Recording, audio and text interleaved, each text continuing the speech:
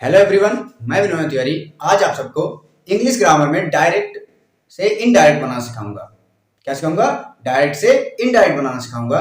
तो आज के इस क्लास में आप सबको ध्यानपूर्वक हमारे बातों को सुनना पड़ेगा और समझना पड़ेगा कि डायरेक्ट से इनडायरेक्ट किस तरीके से बनाया जाता है। क्या सीखना है? डायरेक्ट से इनडायरेक्ट को किस तरीके से बनाया जाता है। तो पहले हमें पता होना चाहिए डायरेक्ट क्या होता है और इनडायरेक्ट क्या होता है। डायरेक्ट और इनडायरेक्ट होता क्या है, तो देखते हैं। सबसे पहले डायरेक्ट क्या है।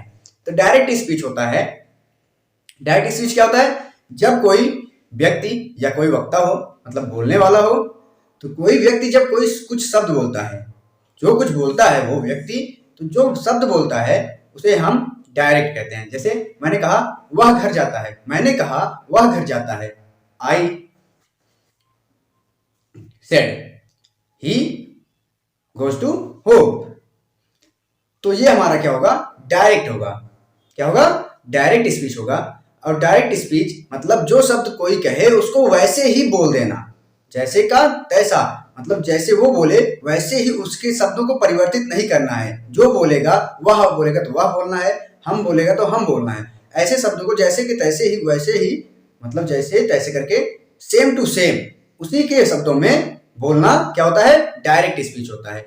और इनडायरेक्ट क्या होता है? उसके शब्दों को बदल दिया जाता है। वो जो बोलता है उसके शब्दों को बदल दिया जाता है, लेकिन उसका अर्थ नहीं बदलता है। मतलब जो उसका भाव होता है, संदर्भ होता है, वो नहीं बदलता है। तो हमारा इनडायरेक्ट स्पीच होता है। क्या होता है? Indirect speech. इनडायरेक्ट स्पीच क्या होता है? वक्ता द्वारा कहे गए शब्दों को परिवर्तित कर अपने शब्दों में बोलना, किंतु उसका अर्थ और संदर्भ ना बदले, वो हमारा क्या होता है? इनडायरेक्ट स्पीच होता है। क्या होता है? Indirect speech. तो देखो हमने लिखा है English grammar direct and indirect speech. Direct and indirect speech हमने लिखा है डायरेक्ट स्पीच। डायरेक्ट स्पीच में लिखा है वक्ता के शब्दों को बिना परिवर्तन किए कह देना, मतलब बोल देना। इस तरीके को डायरेक्ट प्रत्यक्ष कथन कहते हैं। क्या कहते हैं? डायरेक्ट स्पीच को बोलते हैं प्रत्यक्ष कथन। डायरेक्ट स्पीच कहते हैं। क्या कहते हैं? डायरेक्ट स्पीच कहते हैं। ये हमारा प्रत्यक्ष कथन मतलब डायरेक्ट स्पीच होता है, कहते हैं। जैसे Monu says I am a good player. Monu says I am good player. तो ये था डायरेक्ट स्पीच, मतलब जो शब्द कहा जाएगा उसको वैसे ही बोल देना। क्या होता है? Direct speech. और इनडायरेक्ट स्पीच हमारा होता है, इनडायरेक्ट स्पीच में हमने लिखा है वक्ता के शब्दों को परिवर्तित कर, वक्ता के शब्दों को परिवर्तित कर अपने शब्दों में प्रस्तुत करना। क्या करना? अपने शब्दों में प्रस्तुत करना। ऐसा करते हुए वाक्य का अर्थ तथा उसका संदर्भ नहीं बदलना होता है। क्या करना होता है? वाक्य का अर्थ और उसका संदर्भ नहीं बदलना होता है। इस तरीके को इनडायरेक्ट स्पीच अर्थात अप्रत्यक्ष कथन कहते हैं। क्या कहते हैं? अप्रत्यक्ष कथन कहते हैं। जैसे Monu says that, Monu says that he is a good player. ठीक, तो डायरेक्ट स्पीच और इनडायरेक्ट स्पीच हम समझे क्या होता है ना। अब इसके आगे हम समझते हैं डायरेक्ट स्पीच में कितने पार्ट होते हैं। डायरेक्ट स्पीच के कुछ पार्ट होते हैं जिनमें परिवर्तन किया जाता है डायरेक्ट से इनडायरेक्ट बनाते समय। तो देखते हैं डायरेक्ट स्पीच के अंतर्गत हम।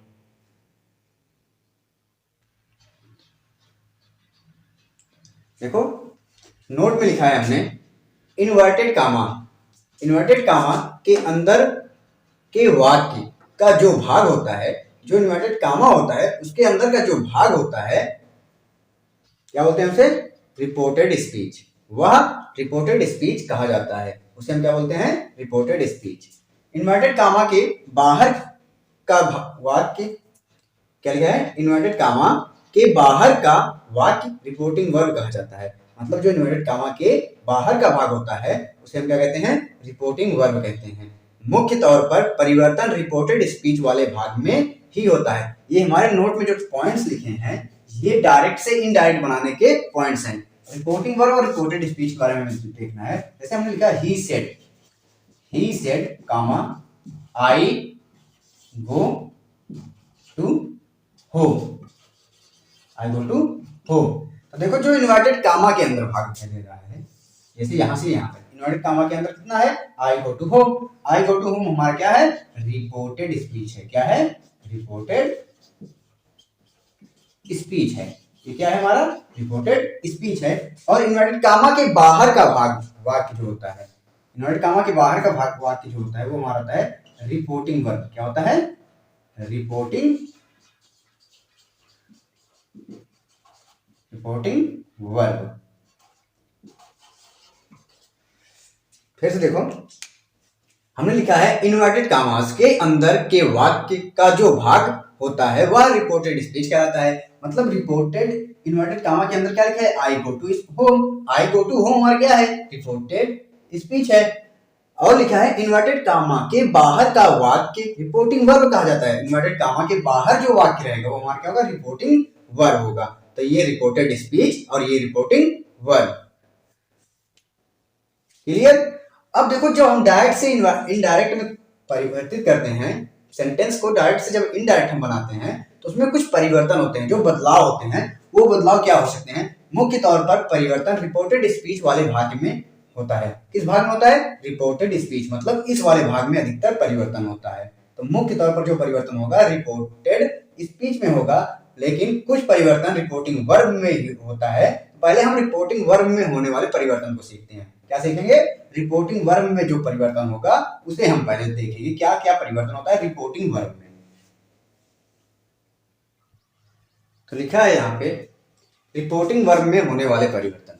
रिपोर्टिंग वर्ब में होने वाले परिवर्तन, जो हमारा वर्ब होता है उसमें हम परिवर्तन क्या करते हैं? तो रिपोर्टिंग वर्ब में जैसे हमें मिला सेज, क्या मिला? सेज। तो हम सेज जब मिलेगा तो सेज का हम सेज ही लिखते हैं। क्या लिखते हैं? सेज का सेज। सेड मिला, सेड का भी हम सेड ही लिखेंगे। विल से मिला, विल से का हम विल से ही यूज करेंगे। सेज टू मिल गया, यही सेज के साथ और टू मिला, इसे हम लिखेंगे टेल्स। क्या लिखेंगे? टेल्स। सेड टू मिला, सेड टू को हम लिखेंगे टोल्ड। क्या लिखेंगे? टोल्ड। और विल से टू मिला, इसे हम लिखेंगे विल टेल्स। क्या लिखेंगे? Will tell. तो परिवर्तन क्या होता है? ये 6 वर्ड लिखे हमने, says, said, will say, says to, said to और विल से टू। तो says, said, will say, tells, told and will tell, ये होते हैं हमारे रिपोर्टिंग वर्ब, जिनका इनडायरेक्ट बनाते समय हम परिवर्तित करके क्या यूज करते हैं? ये शब्द। अब देखते हैं हम रिपोर्टेड स्पीच में होने वाले परिवर्तन। क्या? रिपोर्टेड स्पीच में होने वाले परिवर्तन। रिपोर्टेड स्पीच में परिवर्तन क्या क्या होंगे इसके बारे में हम देखेंगे।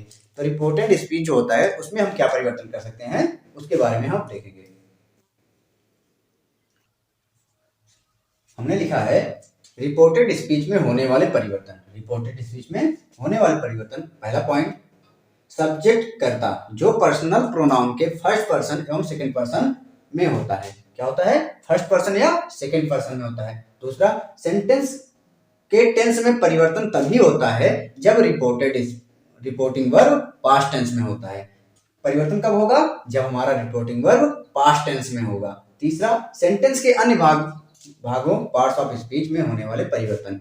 तो सेंटेंस के अन्य भागों में जो पार्ट्स ऑफ स्पीच के अनुसार परिवर्तन होते हैं वो उनके लिए हम निम्न नियम देते हैं, मतलब कुछ नियम और हैं उनको बताएंगे हम। तो पहला नियम हमारा होगा, फर्स्ट नियम, नियम नंबर 1। नियम नंबर 1, नियम नंबर हमारा 1 जो है, ये जो हम तथ्य अब लिखेंगे इसे ध्यान से आप सब समझना। क्या करना? जो हम अब नियम देने जा रहे हैं उसे ध्यान पूर्वक सब लोग समझना और नोट करते चलना इसके साथ में, ठीक? पहला नियम हमारा है, रिपोर्टेड स्पीच के फर्स्ट पर्सन के प्रोनाउन को, क्या? रिपोर्टेड स्पीच के फर्स्ट पर्सन के प्रोनाउन को रिपोर्टिंग वर्ब के सब्जेक्ट के अनुसार बदलेंगे। क्या? किसके अनुसार बदलेंगे? रिपोर्टिंग वर्ब के सब्जेक्ट के अनुसार बदलेंगे। मतलब फर्स्ट पर्सन का अगर कोई हमारा प्रोनाउन है वो भी किसमें? रिपोर्टेड स्पीच में, तो वो हमारा रिपोर्टिंग वर्ब के सब्जेक्ट के अनुसार बदलेगा। दूसरा, इरेज कर लूं, नियम नंबर 2 हमारा है, रिपोर्टेड स्पीच के सेकंड पर्सन प्रोनाउन को रिपोर्टिंग वर्ब के ऑब्जेक्ट के अनुसार बदलते हैं। क्या है? जब हमारा रिपोर्टेड स्पीच का सेकंड पर्सन में प्रोनाउन पाया जाएगा तो उसे हम ऑब्जेक्ट के अनुसार बदलते हैं। मतलब जो हमारा रिपोर्टेड स्पीच का सेकंड पर्सन का प्रोनाउन होगा उसे हम रिपोर्टिंग वर्ब के ऑब्जेक्ट के अनुसार बदलेंगे। नियम नंबर 3 है रिपोर्टेड स्पीच। क्या लिखा है? रिपोर्टेड स्पीच के थर्ड पर्सन के प्रोनाउन में कोई परिवर्तन नहीं होता। मतलब जो थर्ड पर्सन होगा उसमें हम कोई परिवर्तन नहीं करेंगे। इसे हम शॉर्ट में लिख सकते हैं 1 2 3 123 बटे सन SON। फर्स्ट पर्सन सब्जेक्ट के अनुसार, सेकंड पर्सन ऑब्जेक्ट के अनुसार, थर्ड पर्सन नो चेंज। तो SON मतलब 123 बटे SON। इसे शॉर्टकट में हम फार्मूले के रूप में लिख सकते हैं। फर्स्ट पर्सन सब्जेक्ट के अनुसार परिवर्तित होगा, सेकंड पर्सन ऑब्जेक्ट के अनुसार परिवर्तित होगा, थर्ड पर्सन नहीं परिवर्तित होगा, चेंज ही नहीं होगा। तो first person subject, second person object, third person no change. अब जितना हमने बताया इसे आप सब ध्यानपूर्वक फिर से समझें। हमने बताया कि जो हमारा रिपोर्टिंग स्पीच होता है, रिपोर्टेड स्पीच जो होता है वो हमारा इन्वर्टेड कामा के अंदर होता है। रिपोर्टेड स्पीच क्या होता है? इन्वर्टेड कामा के अंदर होता है। और रिपोर्टिंग वर्ब जो होता है हमारा इन्वर्टेड कामा के बाहर होता है। अधिकतर जो परिवर्तन होते हैं रिपोर्टेड स्पीच में होते हैं। किस में होते हैं? रिपोर्टेड स्पीच में होते हैं। जो परिवर्तन होता है वो किस में होता है? इन्वर्टेड कामा के अंदर वाले भाग में। जो इन्वर्टेड कामा होता है उसके अंदर वाले भाग में होता है। और सामान्य कुछ परिवर्तन और होते हैं जो रिपोर्टिंग वर्ब में होता है। जैसे हमारा जो वर्ब दिया रहता है उसमें कुछ परिवर्तन होता है। जैसे सेज दिया है, सेड टू दिया गया है, सेड टू दिया गया है, विल से दिया गया है, विल सेज टू दिया गया है। तो इसमें हम परिवर्तन बताएं। और अब रिपोर्टेड स्पीच में जब परिवर्तन करते हैं तो उसमें हम पर्सन देखते हैं। मतलब जो हमारा सब्जेक्ट होगा उसमें फर्स्ट पर्सन का प्रोनाउन है, सेकंड पर्सन का प्रोनाउन है या थर्ड पर्सन का प्रोनाउन है। तो फर्स्ट पर्सन का प्रोनाउन रहेगा तो वो रिपोर्टिंग जो होता है रिपोर्टिंग वर्ब होता है उसके सब्जेक्ट के अनुसार बदलता है। किसके अनुसार? रिपोर्टिंग वर्ब के सब्जेक्ट के अनुसार बदलता है। और जो हमारा सेकंड पर्सन का प्रोनाउन होता है रिपोर्टेड स्पीच में वो रिपोर्टिंग वर्ब के ऑब्जेक्ट के अनुसार बदलता है।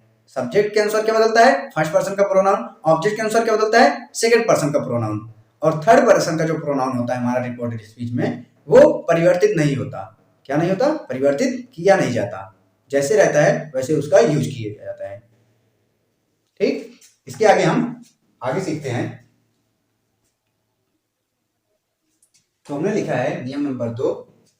क्या लिखा था हमने? पहला नियम क्या था हमारा? पहला नियम था रिपोर्टेड स्पीच के फर्स्ट पर्सन के प्रोनाउन को रिपोर्टिंग वर्ब के सब्जेक्ट के अनुसार बदलेंगे। मतलब जो सब्जेक्ट होगा वो अगर फर्स्ट पर्सन का प्रोनाउन है तो वो सब्जेक्ट के अनुसार बदलेगा। किसके सब्जेक्ट में? रिपोर्टिंग वर्ब के।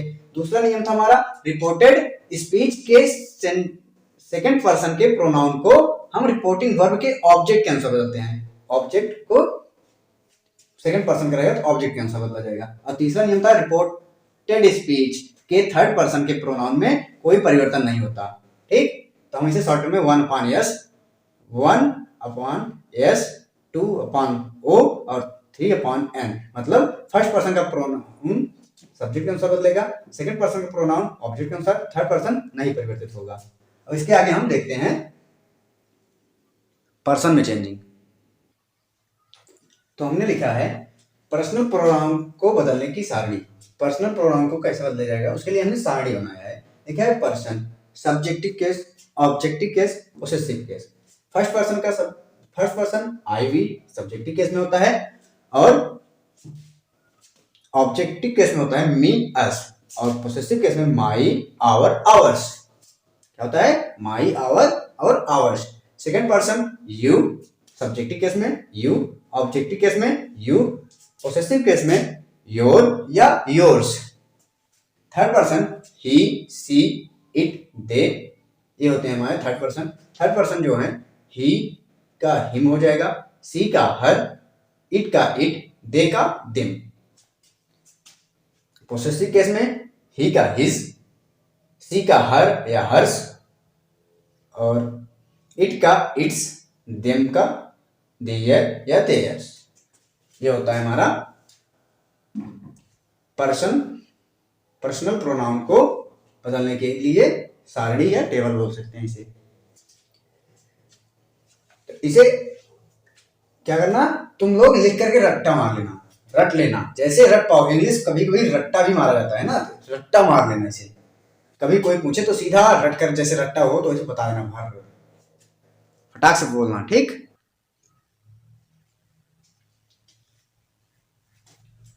लिखा है रिपोर्टेड स्पीच में टेंस का परिवर्तन। रिपोर्टेड स्पीच में टेंस का परिवर्तन जो होता है डायरेक्ट में और इनडायरेक्ट में।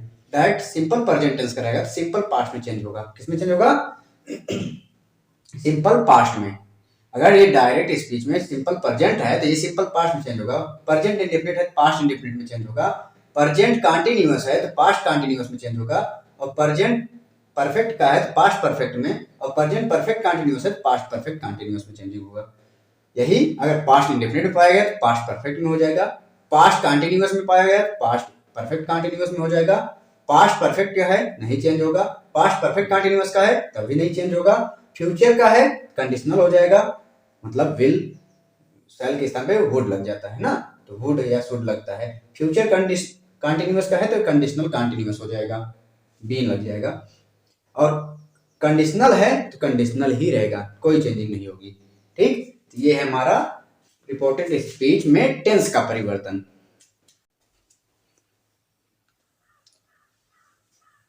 ये हमने कुछ लिखे हैं पार्ट्स ऑफ स्पीच में होने वाले परिवर्तन। नाउन का देन, दीज का दोज, टुडे का दैट डे, टुमारो का नेक्स्ट डे या फॉलोइंग डे, यस्टरडे का लास्ट डे या प्रीवियस डे, दस का सो, विल का वुड, मे का माइट, कम का गो, लास्ट नाइट का प्रीवियस नाइट, दिस का दैट, हियर का देयर, टू नाइट का दैट नाइट, शैल का शुड, एगो का बिफोर, कैन का कुड, नेक्स्ट वीक का फॉलोइंग वीक। ये हमारे कुछ थे पार्ट्स ऑफ स्पीच। इसी प्रकार से हम पार्ट्स ऑफ स्पीच का भी परिवर्तन करते हैं। क्या करते हैं? पार्ट्स ऑफ स्पीच का भी परिवर्तन करते हैं। अगर आप सबको हमारा वीडियो अच्छा लगा है तो लाइक करें, शेयर करें और कमेंट करें। हमारे चैनल पर नए आए हैं तो हमारे चैनल को सब्सक्राइब करें। धन्यवाद। अगर आप सबको हमारा वीडियो अच्छा लगा है तो लाइक करें, शेयर करें, कमेंट करें और चैनल पर नए आए हैं तो हमारे चैनल को सब्सक्राइब करें। धन्यवाद।